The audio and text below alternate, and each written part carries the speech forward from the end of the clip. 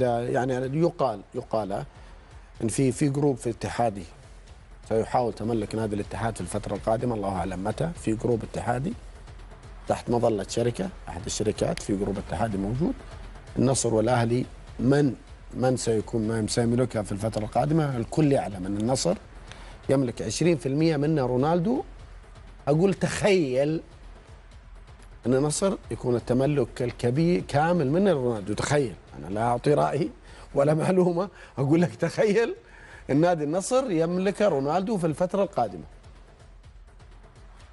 هو لاعب ولا بعد ما يوقف خالد؟ هو لاعب ونقول لاعب عادي. صحيح عادي.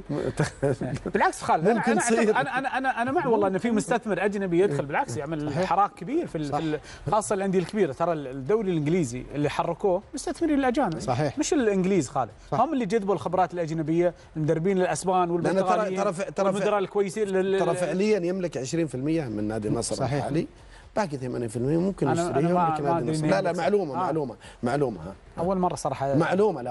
اي معلومه.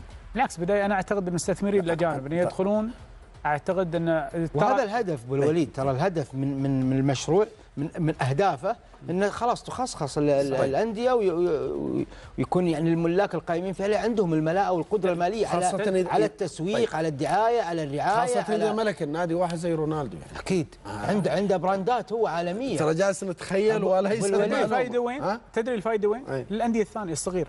طيب